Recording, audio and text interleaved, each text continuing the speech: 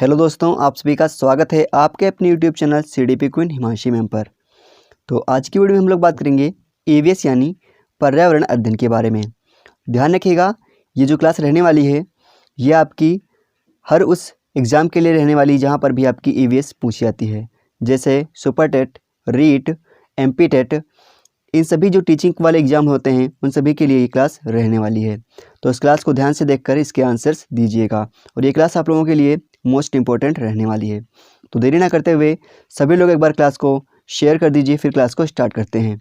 जिसने भी अभी तक हमारे वीडियो को लाइक नहीं किया है लाइक कर दीजिए और एक बार वीडियो को शेयर जरूर करिएगा। चलिए क्लास को स्टार्ट करते हैं। पहला क्वेश्चन है, निम्नलिखित में से दृष्टिहीन बालकों को डैश से शिक्षा दी जाती है। चलिए बताइए, इनमें से किसके द्वारा दृष्टिहीन जो बालक होते हैं उसको शिक्षा दी जाती है।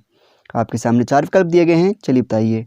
ऑप्शन नंबर 1 है देवनागरी, 2 है ब्रेल और 3 है गुरमुखी और 4 है लुई। चलिए बताइए, इनमें से किसके द्वारा दृष्टिहीन बालकों को शिक्षा दी जाती है। तो क्वेश्चन नंबर 1 का आंसर नंबर 2 बिल्कुल सही हो रहेगा, ब्रेल लिपि द्वारा शिक्षा दी जाती है। नेक्स्ट है क्वेश्चन नंबर 2, ब्रेल लिपि के जनक कौन हैं। चलिए क्वेश्चन नंबर 2 को पढ़िए फिर इसका आंसर दीजिए। ब्रेल लिपि के जनक कौन है इनमें से। ओके, तो जिसने भी इसका आंसर नंबर 2 लगाया रहेगा बिल्कुल सही, लुई ब्रेल जो हैं वह ब्रेल लिपि के जनक माने जाते हैं। नेक्स्ट है, लुई ब्रेल किस देश के वासी थे। चलिए बताइए, जो लुई ब्रेल थे वह किस देश के रहने वाले थे। ऑप्शन नंबर 1 है जर्मनी, 2 है फ्रांस, 3 है जापान और 4 है चीन। चलिए बताइए, लुई ब्रेल किस देश के निवासी थे या किस देश के रहने वाले थे। क्वेश्चन नंबर 3 का आंसर क्या हो जाएगा, फ्रांस के रहने वाले थे। सभी को इनके आंसर्स पता होने चाहिए। नेक्स्ट क्वेश्चन है क्वेश्चन नंबर 4, ब्रेल लिपि में मोटे कागज पर उभरे हुए बिंदु बने होते हैं। यह लिपि आधारित होती है 4 बिंदुओं पर, 6 बिंदुओं पर, 8 बिंदुओं पर या फिर 10 बिंदुओं पर। चलिए बताइए, जो ब्रेल लिपि होती है वह कितने बिंदुओं पर आधारित होती है। ऐसे क्वेश्चंस आप लोगों को देखते ही टिक कर देने हैं, क्या हो जाएगा, 6 बिंदुओं पर आधारित होती है, यानी इसका आंसर नंबर बी बिल्कुल सही था। नेक्स्ट है, ब्रेल लिपि के बारे में नीचे दिए गए कथनों का अध्ययन कीजिए। पहला लिखा हुआ है, ब्रेल लिपि को मोटे कागज पर उभरे हुए बिंदु बनाकर लिखा जाता है। दूसरे में लिखा हुआ है, यह 8 बिंदुओं पर आधारित होती है, जो कि बिल्कुल गलत है क्योंकि यह 6 बिंदुओं पर आधारित होती है। नेक्स्ट लिखा हुआ है, बिंदुओं की पंक्तियां किसी नुकीले औजार से बनाई जाती हैं। अगला लिखा हुआ है, इसे उभरे बिंदुओं पर हाथ फेरकर पढ़ा जाता है, यानी इसका फर्स्ट, थर्ड और फोर्थ बिल्कुल सही हो रहेगा। किसमें है फर्स्ट थर्ड, पहले वाले ऑप्शन में है फर्स्ट, थर्ड और फोर्थ। नेक्स्ट है, निम्नलिखित में से किसे आनुवंशिक का जनक कहा जाता है। बहुत ही अच्छा क्वेश्चन, चलिए बताइए, इनमें से किसको आनुवंशिकता का जनक या आनुवंशिकी का जनक कहा जाता है। क्वेश्चन नंबर 6 को पढ़िए फिर इसका आंसर दीजिए। बहुत ही अच्छा क्वेश्चन था, क्या हो रहेगा इसका आंसर, ग्रेगर जॉन मेंडल को बोला जाता है आनुवंशिकता या आनुवंशिकी का जनक। नेक्स्ट है, पादप पेड़ का एक उदाहरण जिसके बीज पानी के द्वारा यात्रा करके एक स्थान से दूसरे स्थान तक जाते हैं। चलिए बताइए, इनमें से वह कौन सा पेड़ है जिसके बीज जो होते हैं वह पानी के द्वारा यात्रा करके एक स्थान से दूसरे स्थान तक जाते हैं। गेहूँ, खजूर, सेब या नारियल। क्या हो रहेगा इसका आंसर, चलिए बताइए। तो क्वेश्चन नंबर 7 का आंसर नंबर 4 जिसने भी लगाया होगा वो जगह बिल्कुल सही। नारियल जो होता है वह समुद्र या नदियों के किनारे होता है, फिर नारियल का फल टूट के पानी में गिर जाता है, फिर पानी के बहाव के द्वारा यह एक स्थान से दूसरे स्थान तक पहुंच जाता है। नेक्स्ट है, हमारे देश में बंद गोभी तथा मटर किस देश से लाए गए थे। चलिए बताइए, हमारे देश में जो बंद गोभी और मटर हैं यह किस देश से लिए गए थे या फिर लाए गए थे। ऑप्शन नंबर ए है यूरोप, 2 है दक्षिण अफ्रीका, 3 है दक्षिण अमेरिका और 4 है मिस्र। चलिए क्वेश्चन नंबर 8 का आंसर दीजिए। हमारे देश में बंद गोभी तथा मटर किस देश से लाए गए थे। बहुत ही अच्छा क्वेश्चन, क्या हो रहेगा, यूरोप से लाए गए थे और ये क्वेश्चन आपके CTET के पेपर में बन भी चुका है। नेक्स्ट है, भारत में लेंटाना का पौधा किस देश से लाए गए थे। चलिए बताइए, क्वेश्चन नंबर 9 का आंसर क्या हो रहेगा। बहुत ही अच्छा क्वेश्चन, क्या हो रहेगा इसका आंसर, इसका आंसर नंबर 3 बिल्कुल सही हो रहेगा, दक्षिण अमेरिका से लाए गए थे। नेक्स्ट है क्वेश्चन नंबर 10, भारत में यूकेलिप्टस का पौधा किस देश से लाए गए थे। चलिए क्वेश्चन नंबर 10 का आंसर दीजिए। ऑस्ट्रेलिया, दक्षिण अफ्रीका या फिर दक्षिणी अमेरिका या फिर मिस्र। क्वेश्चन नंबर 10 को पढ़िए फिर इसका आंसर दीजिए। तो जिसने भी इसका आंसर नंबर 1 लगाया रहेगा बिल्कुल सही, ऑस्ट्रेलिया से लाए गए थे। नेक्स्ट है, निम्नलिखित में मैरी कॉम किस खेल से संबंधित हैं? ऑप्शन नंबर ए है तैराकी, सेकंड है तीरंदाजी, थर्ड है मुक्केबाजी और फोर्थ है क्रिकेट। चलिए क्वेश्चन नंबर 11 का आंसर दीजिए। जो मैरी कॉम है वह किस खेल से संबंधित है? आप लोगों ने इनकी एक मूवी भी आई थी, वो भी आप लोगों ने शायद देखी होगी। तो क्या हो रहेगा इसका आंसर? इसका आंसर नंबर 3 बिल्कुल सही हो रहेगा, यह एक मुक्केबाज थी। नेक्स्ट है क्वेश्चन नंबर 12, निम्नलिखित में संयुक्त राष्ट्र संघ द्वारा देश को अंतर्राष्ट्रीय योग दिवस घोषित किया गया था। चलिए बताइए कब घोषित किया गया था? तो जिसने भी इसका आंसर नंबर 1 लगाया है वो जाएगा बिल्कुल सही, 21 जून को घोषित किया गया था। नेक्स्ट है, कबड्डी के खेल में कितने खिलाड़ी होते हैं?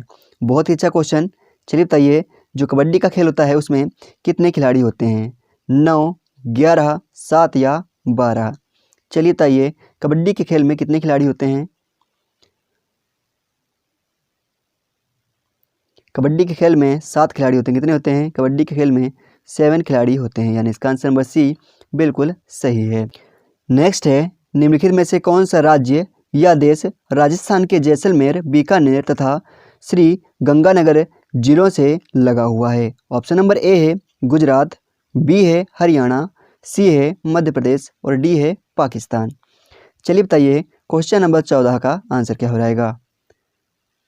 बहुत अच्छा क्वेश्चन, क्या हो रहेगा? पाकिस्तान। सभी को बताना चाहिए, जो पाकिस्तान है यह इन सभी के से सटा हुआ है, इन सभी से जुड़ा हुआ है। नेक्स्ट है, हमारे राज्य का पक्षी अभयारण्य किस जिले में स्थित है? यहाँ पे राजस्थान की बात कही जा रही है, तो आप लोगों को राजस्थान के हिसाब से इसका आंसर देना है, यानी राजस्थान का जो पक्षी अभयारण्य है वह किस जिले में स्थित है? चलिए क्वेश्चन नंबर 15 का आंसर दीजिए। तो क्वेश्चन नंबर 15 का आंसर नंबर सी, जिसने भी लगाया होगा देखो बिल्कुल सही, भरतपुर में स्थित है। नेक्स्ट क्वेश्चन है, निम्नलिखित में हमारे राज्य का रणथंभौर नेशनल पार्क किस जिले में स्थित है? जहाँ पर भी आप लोगों को हमारे राज्य देखने को मिल रहा है वहाँ पे आप लोग राजस्थान कर लीजिएगा। क्या करना है? वहाँ पे आप लोगों को राजस्थान करना है। तो चलिए क्वेश्चन नंबर 16 का आंसर बताइए।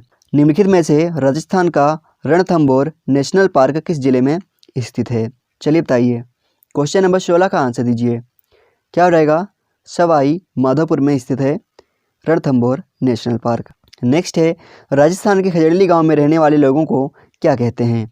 चलिए बताइए, राजस्थान के खजड़ली गांव में जो लोग रहते हैं उन्हें क्या कहते हैं? मारवाड़ी बोलते हैं, बिश्नोई बोलते हैं, भील बोलते हैं या फिर इनमें से कोई नहीं? क्वेश्चन नंबर 17 का आंसर दीजिए।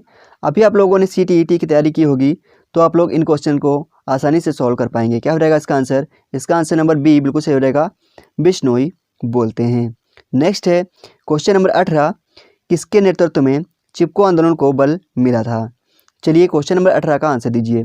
बहुत ही अच्छा क्वेश्चन और देखते ही टिक कर देना चाहिए। क्या हो जाएगा? सुंदरलाल बहुगुणा जी, यानी इसका आंसर नंबर डी बिल्कुल सही था। नेक्स्ट है, पीने के पानी में रोगाणुनाशक डालते हैं, कौन सा रोगाणुनाशक डालते हैं इनमें से? चलिए बताइए। क्वेश्चन नंबर 19 को पढ़ लीजिए फिर इसका आंसर दीजिए। जो पीने का पानी होता है उसमें कौन सा रोगाणुनाशक डाला जाता है? क्वेश्चन नंबर 19 का आंसर दीजिए। तो क्वेश्चन नंबर 19 का answer number A, potassium permanganate तथा क्लोरीन उसमें डाला जाता है। नेक्स्ट है, जलीय जंतुओं में श्वसन होता है, किसके द्वारा होता है? चलिए बताइए। जो जलीय जंतु होते हैं उनमें श्वसन जो होता है वह किसके द्वारा होता है? क्वेश्चन नंबर 20 का आंसर दीजिए। यहाँ पे जो है सारे जलीय जंतु की बात नहीं की जा रही है, कुछ जलीय जंतु जो होते हैं वह गलफड़ों के अलावा अन्य जगह से भी सांस लेते हैं, तो इसका आंसर फिलहाल ऑप्शन नंबर डी बिल्कुल सही है। नेक्स्ट क्वेश्चन है, डेंगू रोग का वाहक है। चलिए बताइए, क्वेश्चन नंबर 21 का आंसर क्या हो जाएगा? डेंगू रोग का वाहक क्या है? एडीज मच्छर होता है या फिर घरेलू मक्खी होती है या फिर क्यूलेकस मच्छर होता है या फिर एनाफिलीज मच्छर होता है? चलिए बताइए, डेंगू रोग का वाहक इनमें से कौन है? तो सभी को बताना चाहिए क्या हो जाएगा? एडीज मच्छर जो होता है यह डेंगू का वाहक होता है, यानी इसका आंसर नंबर ए बिल्कुल सही था। नेक्स्ट क्वेश्चन है, वातावरण के अनुरूप पौधों एवं जंतुओं में पाए जाने वाले शारीरिक लक्षणों को कहते हैं। ऑप्शन नंबर ए है अनुकूलन, बी है रूपांतरण, सी है परजीविता और डी है इनमें से सभी। चलिए बताइए क्वेश्चन नंबर 22 का आंसर क्या हो जाएगा। वातावरण के अनुरूप पौधों एवं जंतुओं में पाए जाने वाले शारीरिक लक्षणों को क्या बोलते हैं? क्या हो जाएगा इसका आंसर? इसका आंसर नंबर 1 बिल्कुल सही हो जाएगा, अनुकूलन बोलते हैं। क्या बोलते हैं? अनुकूलन बोलते हैं। नेक्स्ट क्वेश्चन है क्वेश्चन नंबर 23, मलेरिया रोग होता है किसके कारण से होता है, यह आप लोगों को बताना है। चलिए क्वेश्चन नंबर 23 को पढ़ लीजिए, फिर इसका आंसर दीजिए। मलेरिया रोग इनमें से किसके कारण होता है? आपके सामने 4 विकल्प दिए गए हैं। चलिए इसको पढ़ के फिर इसके आंसर दीजिए। मलेरिया रोग इनमें से किसके कारण होता है? ओके, तो इसका आंसर नंबर ए, जिसने भी लगाया रहेगा बिल्कुल सही।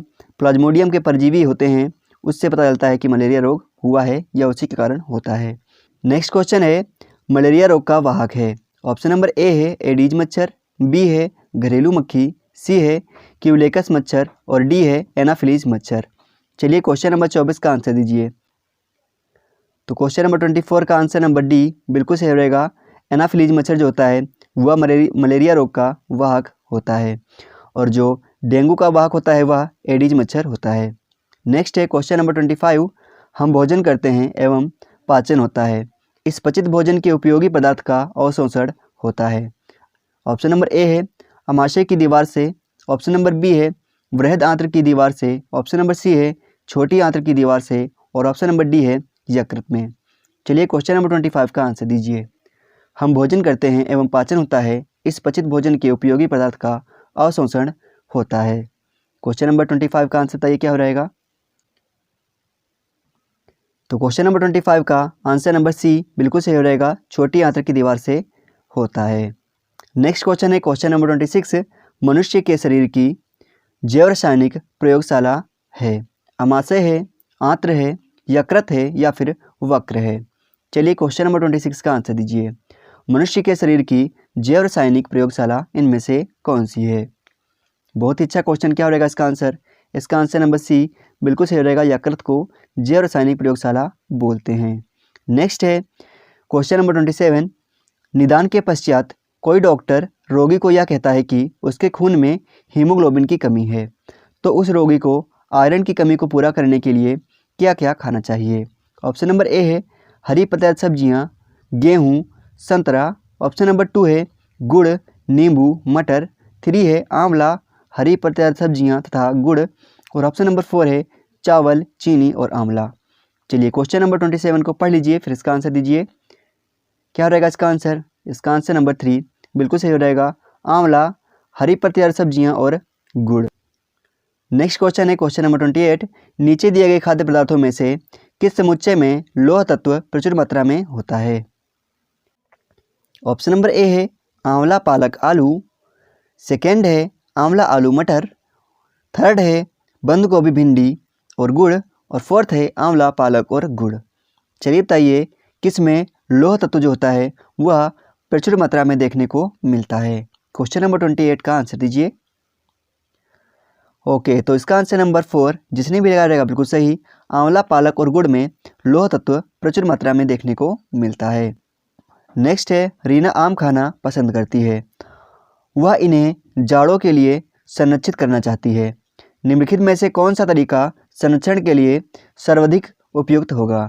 ऑप्शन नंबर ए है जूस तैयार करना और वायुरोधी डिब्बे में संचित करना, सेकेंड है प्लास्टिक के थैले में रखना, थर्ड है रेफ्रिजरेटर में संचित करना और फोर्थ है अचार और आम पापड़ बनाना।